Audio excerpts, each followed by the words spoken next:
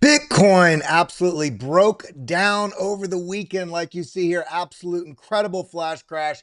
Does this mean it is over for the bulls, or is it over if you're just getting out? Because as you see this play out, the price action comes right down, wicks below. The bulls eat it back up. It comes back down and finding support on a key trend line that we've been watching, which is this trend line that goes back into about July 27th, where rejection, rejection, support, support, support.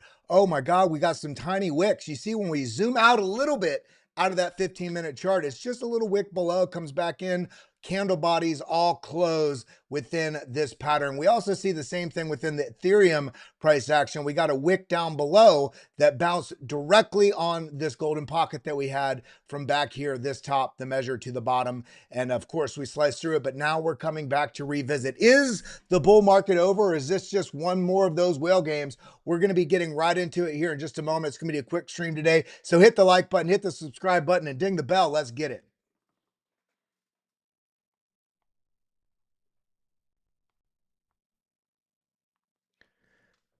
I want to see each and every one of you get active in the live chat. Did you sell this weekend? Were you scared? Were you scared and did not sell? Let me know what you did. We're getting this just retweeted out on the various channels right now. We are live on YouTube, Rumble, and X. So everybody get involved. I want to see you getting active, and we're going to be diving in here in about 4, 3, 2, 1. Let's go.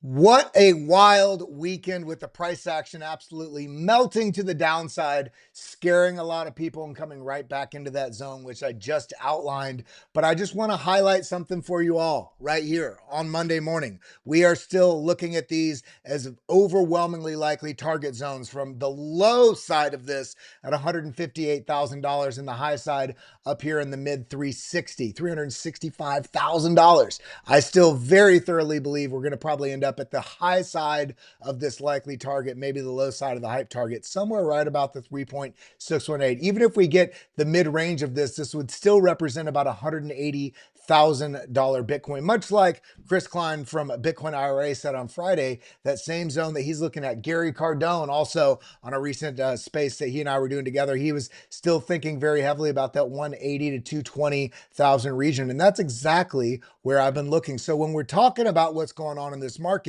realize some of these things are not what they seem. You see 24,000 Bitcoin sold.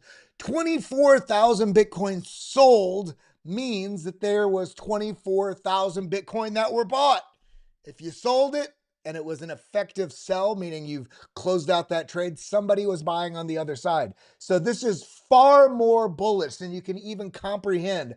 I would argue to say we should say there was 24,000 Bitcoin purchased in a flash move over this weekend. So while the price got scared in the midst of all this happening, in reality, it's actually displaying an incredible amount of strength in the market. So what does this mean? As we all roll in here, we got about 600-700 people in here. I know we're gonna have a lot more tuning in. Big love to you all. I hope you did not get shaken out in this flash crash. Oh my God, the market's going down. This means that we have better price action for assets that we feel like maybe it was running away. Maybe we didn't have enough time. We're getting the gift in this market with moves like this that are specifically targeted at triggering your fear. And I'm looking at the fear, realizing the fear is always a signal to me that we should be stacking. And again, this is not financial advice. I'm just breaking down what we've seen over and over and over and over again in this market, which is when supreme fear is triggered in the market, especially in flash crashes.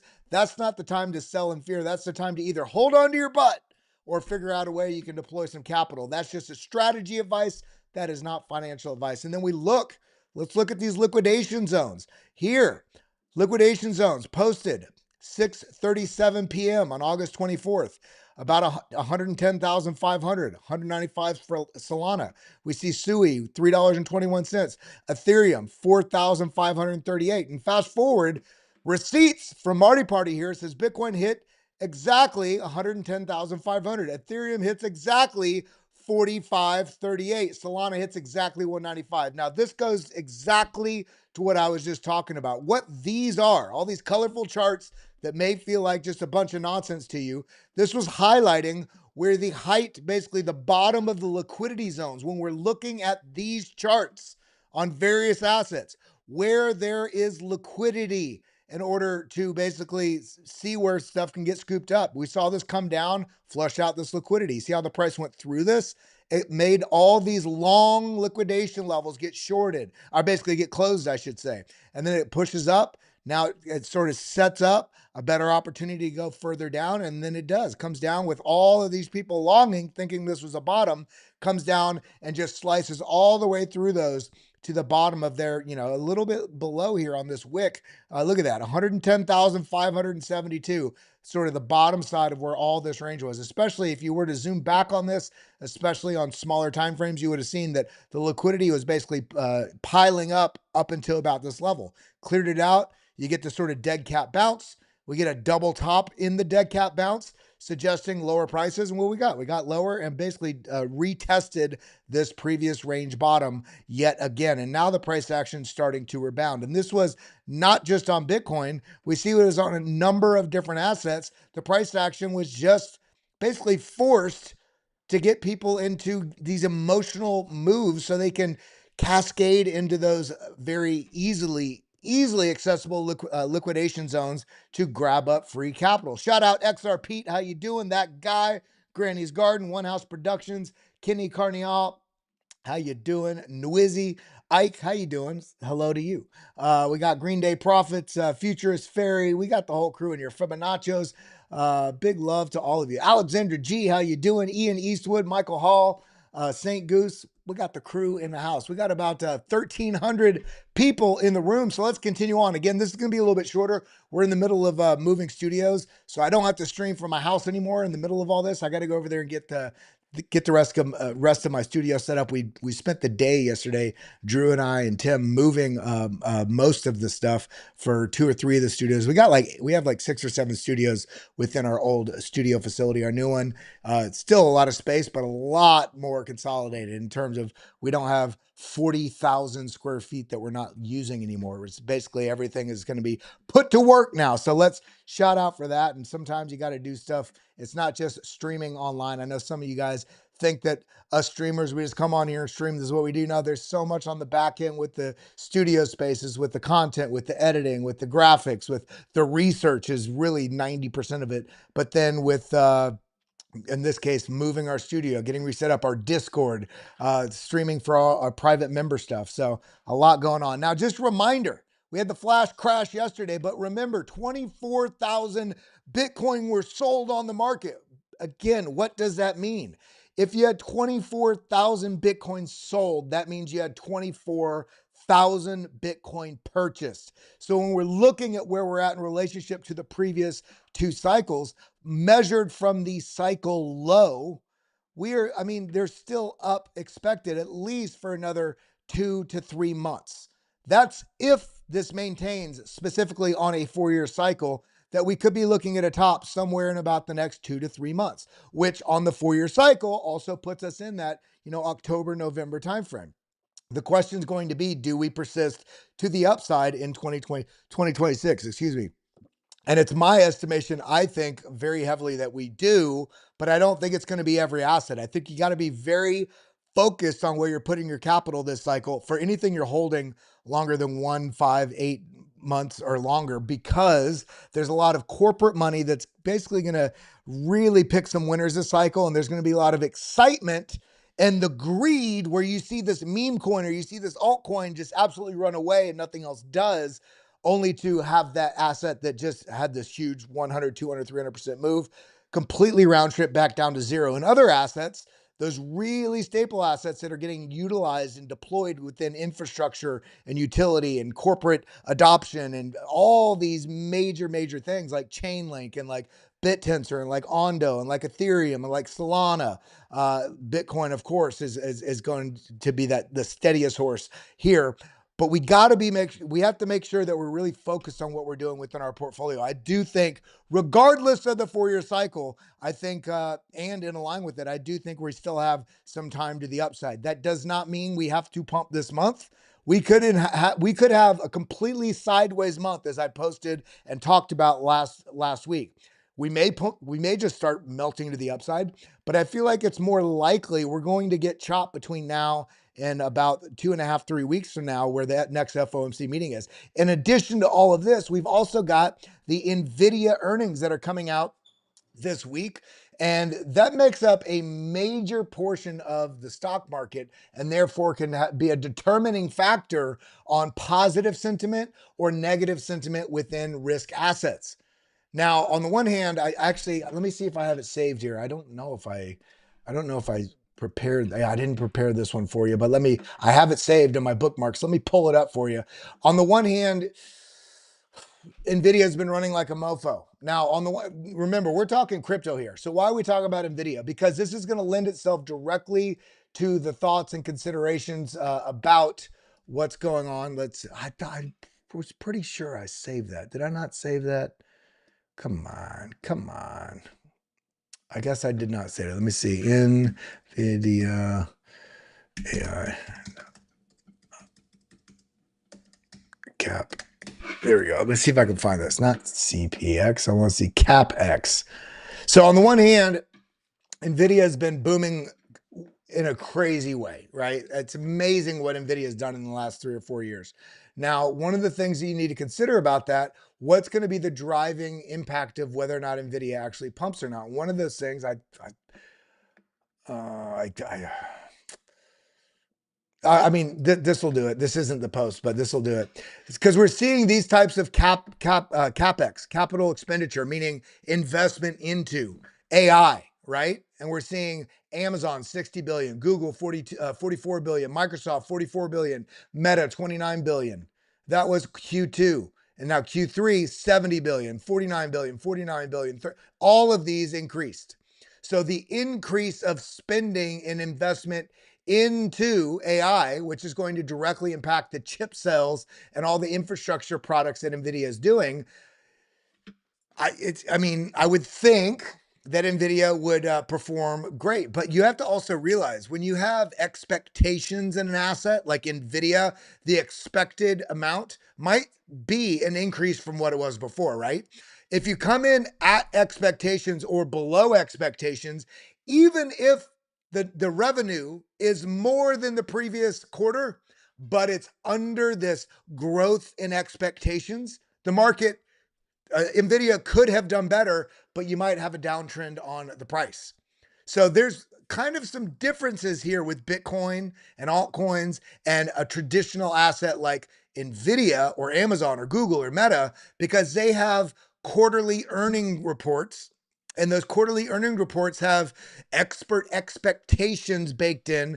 And even if they're doing better than the previous quarter, but don't meet this new heightened expectation, which is arbitrary as hell, you could end up having a sort of softening on the near term for price action. The reason why this is so important, going back to considering what's going on with the market, is just these companies alone are basically entirely driving the stock market. Nvidia, Meta, Google, Amazon, Microsoft. So if there's some softness in the price performance on, 2 or 3 of these assets, it could cause a major shift in sentiment across the entire market. And also what that would mean is not just the stock market, it could also bring softness into the risk expectation, risk on, risk off within things like broader markets that are outside of traditional markets like crypto. So you got to pay attention to this so you don't just get sidewinded if the market, the other half of the market, traditional finance, has a soft few weeks. That could lend itself to a bit of a sell-off within Bitcoin and the other assets you're holding, even though they're not in the traditional market. So this is going to be, I think, something that we're going to see some softness into. Now, when is Nvidia earnings this week? I can't remember what day. Let me pull that up real quick. Nvidia is scheduled to release Wednesday, the 27th. So we got to keep an eye on that. So just keep an eye on that because it could have a pretty big impact on everything going on. So we saw that. Let's close that out. Now, here we go. Longs were delivered per our magic blue dot on the recent crash to $110,000, $111,000. That's the sixth long delevering event in the last year.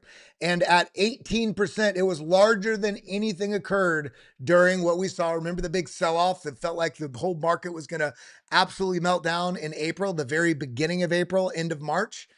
And then April 7th, we had that massive swing back to the upside. Well, look at where that, look at this. This is April, this is August, April right here, boom. So here we go. This is 25. This is right into here, just delevering all the way down.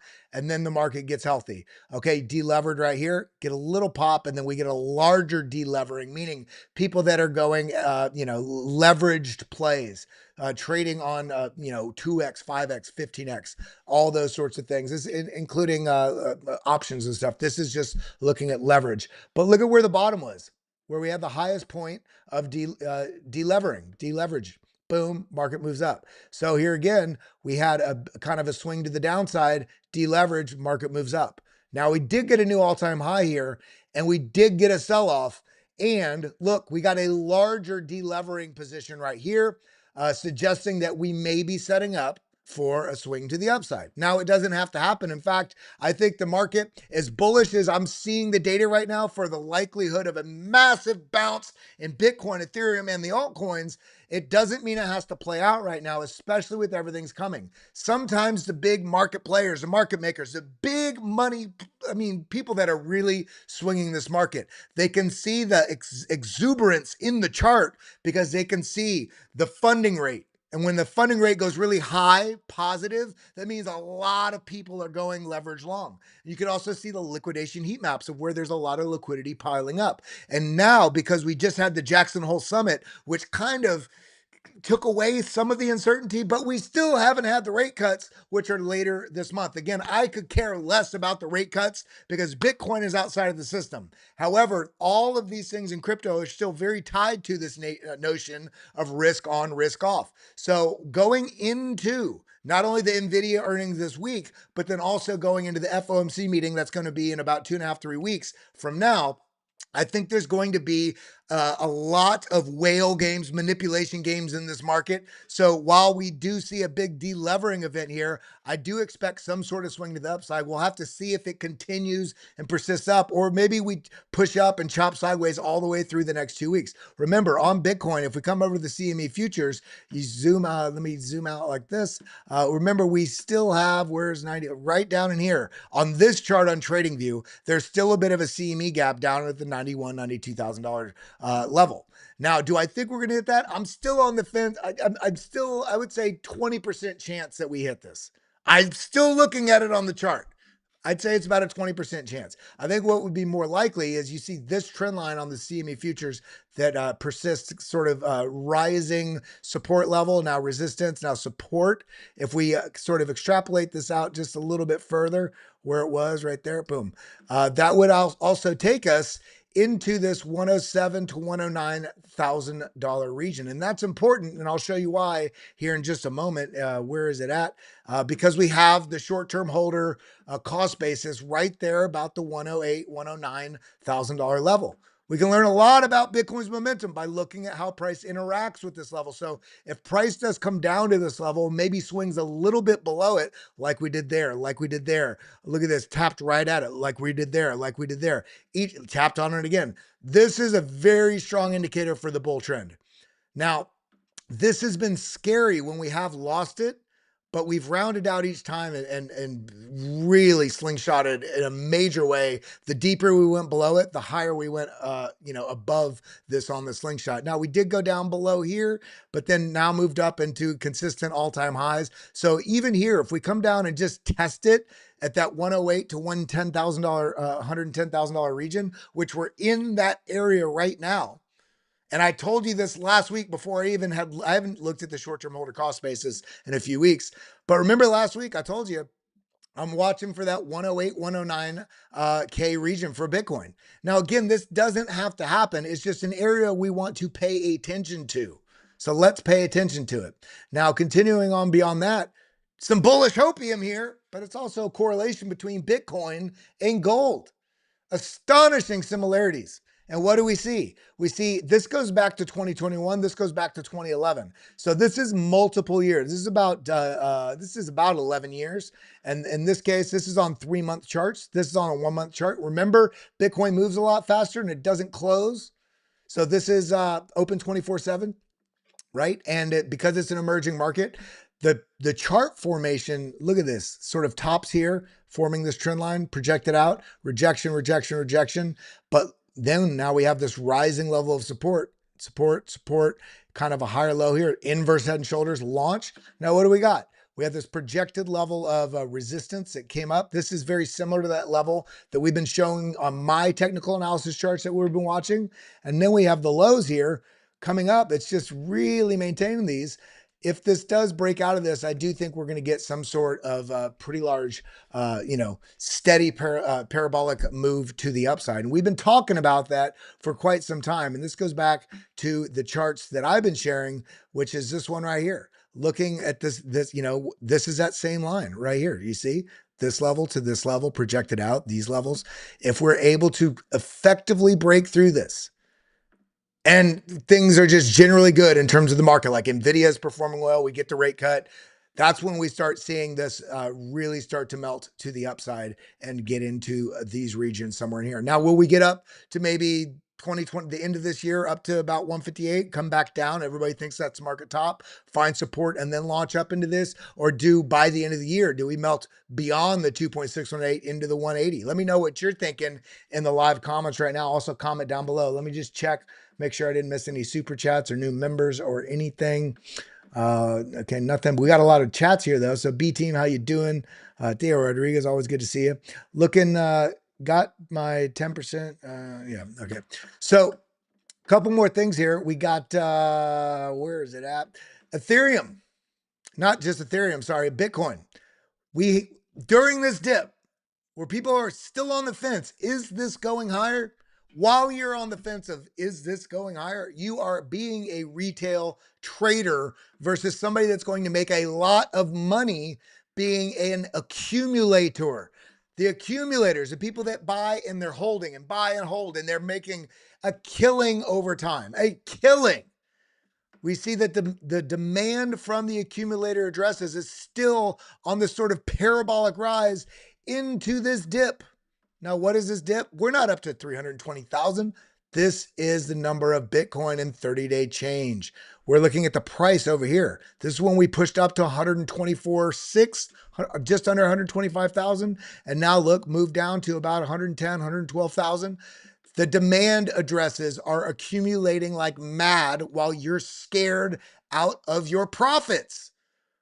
Even if you're in a little bit of a loss here, there's not a single person that's held Bitcoin for at least 4 years and been in a loss.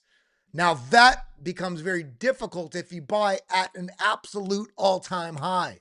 This is why you need to get more long-term minded, because the long-term players are, even right now, at the price levels we're at right now, still increasing their demand and their acquisition and their accumulation of Bitcoin, even above $100,000. I think there's so much higher to go, guys.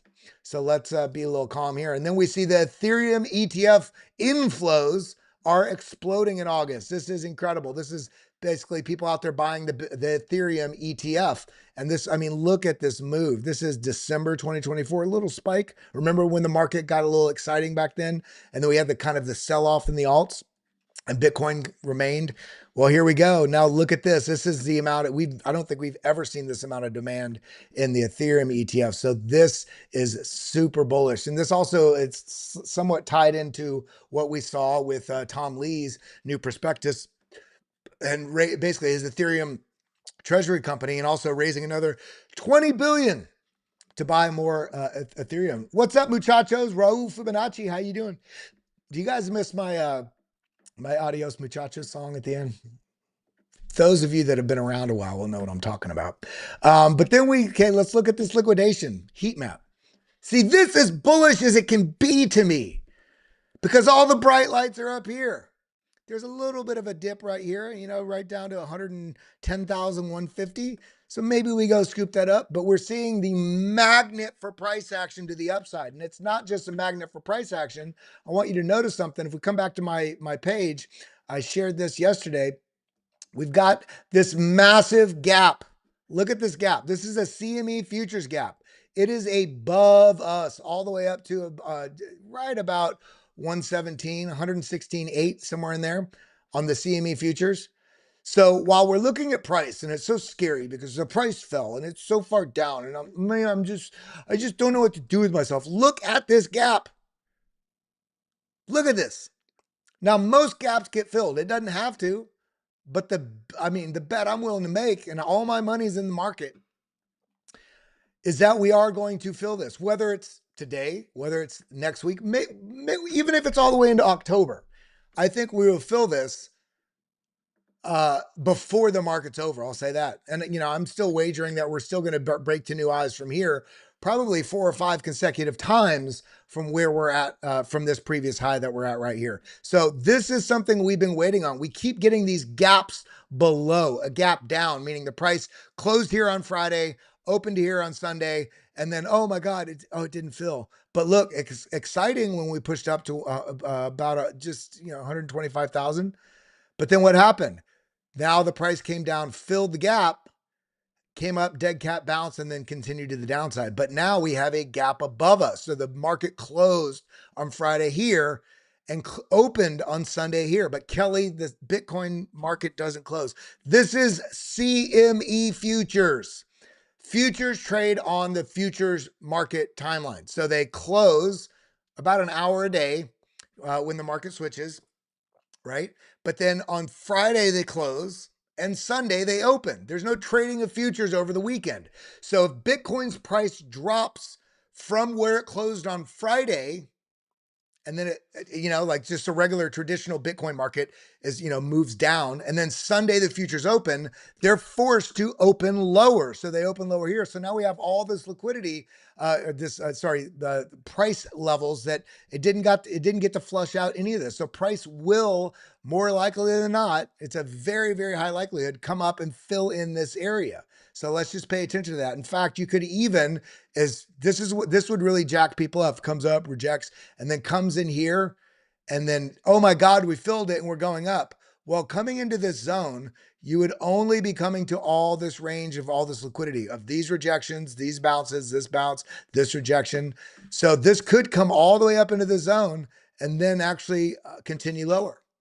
Now, why would you say that? I want to be bullish, Kelly. Well, let's look at how that lines up with the golden pocket. Well, the golden pocket would be just a little bit higher. The 382 is yeah. So anywhere in the zone, this realistically could happen.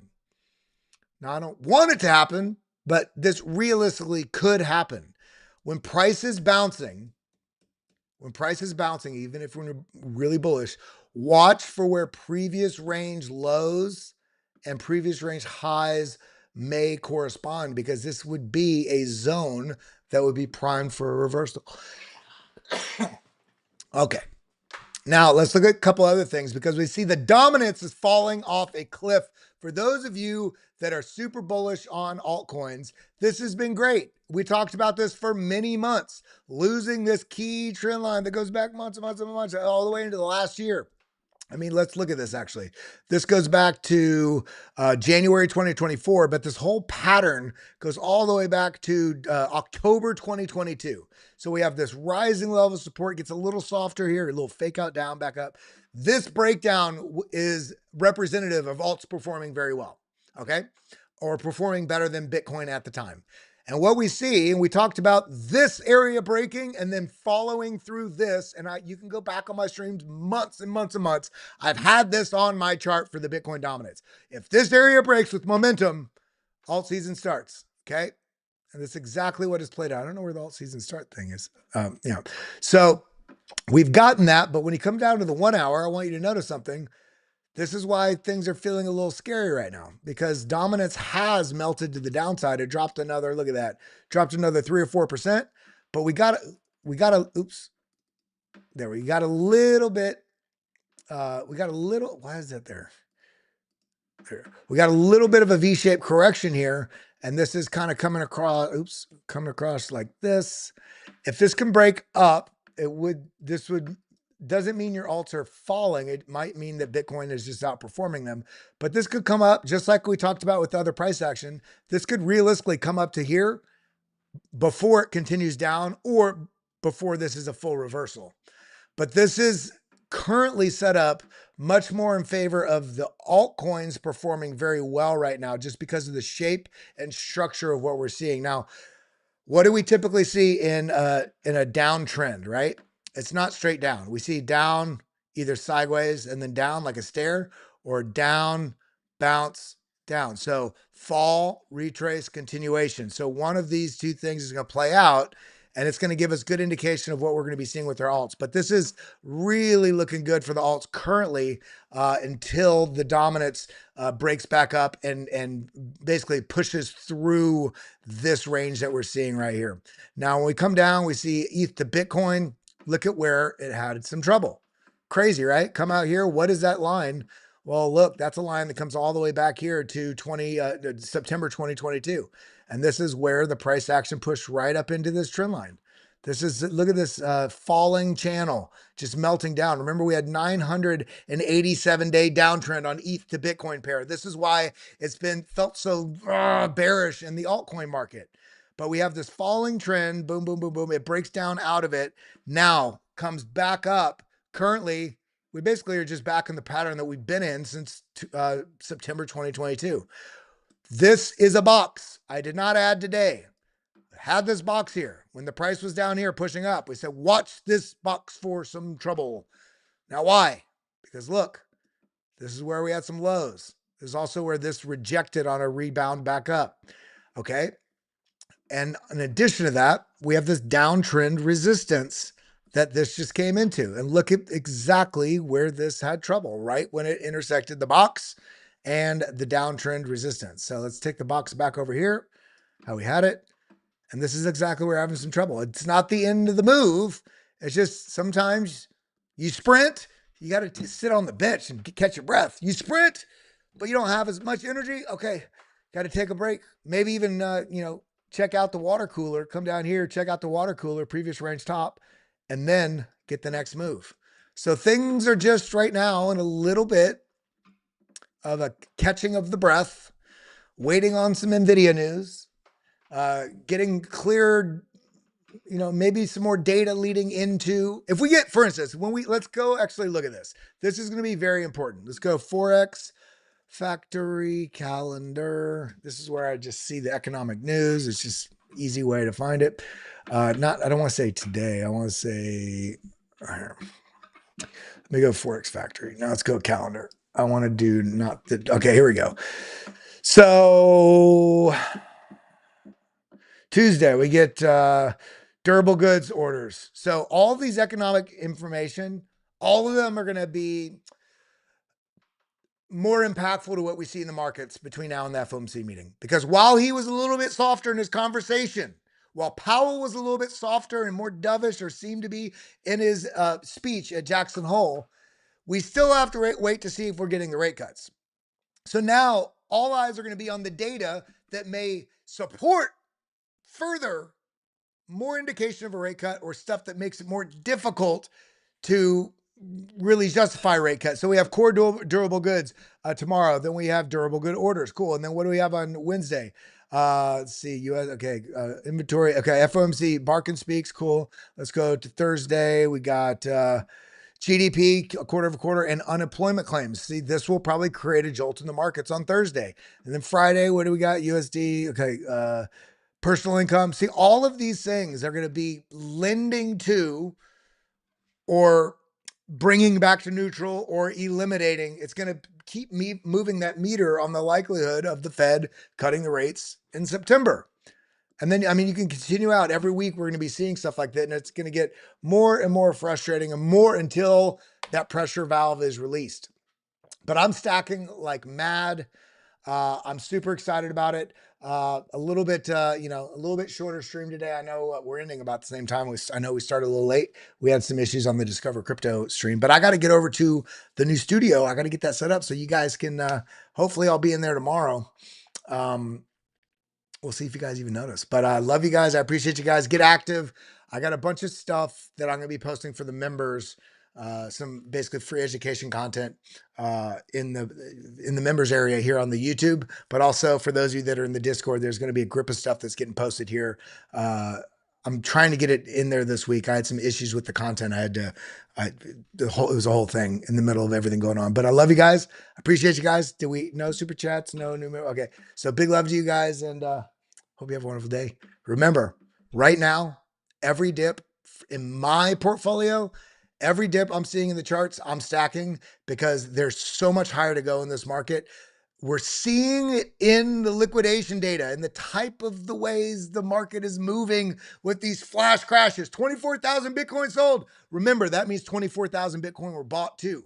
And we still have a higher low, and we still are persisting in an incredibly bullish trend. So take advantage of these gifts that are dips in this market right now, because there is about to be some fireworks, and the biggest moves happen in a very short period of time, and that's where you make all your money. So make sure you're stacking into stuff. I love you guys. I appreciate it. And wonder what's really in Jackson's Hole. Well, Powell was deep in Jackson Hole.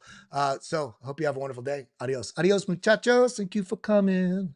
Thank you for always tuning in. Adios.